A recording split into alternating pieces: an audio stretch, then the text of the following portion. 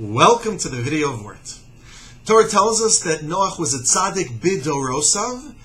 Rashi famously teaches, Yesh darshem lignai, some interpret this negatively, that only by relative comparison to the evil people was he a tzaddik. But had he lived in the time of Avraham Avinu, he would not have been a tzaddik at all. The problem with this Rashi is that Noach did live in the time of Avraham Avinu. Noach died 10 years after the Tower of Babel when Avraham Avinu was almost 60 years old. So what does Rashi mean to say? Had he lived in the time of Avraham? He did live in the time of Avraham. Rabbi suggests that yes, they overlapped in their lifetimes, but this was not yet the time of Avraham. This was not the era, the age of Avraham Avinu. He was still growing and developing to become the man of perfection that he would one day become. And therefore, although they lived at the same time, Rashi is justified in saying this was not the dar, this was not the age of Avraham.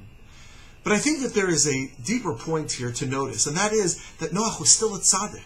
Yes, maybe not a tzaddik like Avraham, but he was still a tzaddik with an important role to play, with a critical function.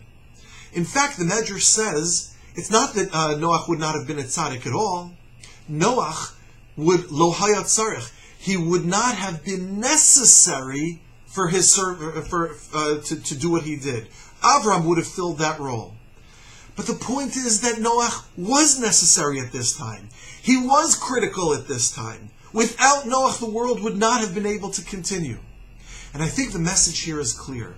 Each of us is brought into this world at a particular point in time and space because we each have a critical role to play.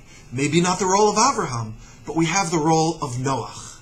May HaKadosh Baruch Hu bless us that we are each of us able to rise to the level of tzaddik. Maybe not the tzaddik of Avraham, but to be the tzaddik like Noach. To find our potential and make the critical contribution to our generation that God has in store for us. Good Shabbos.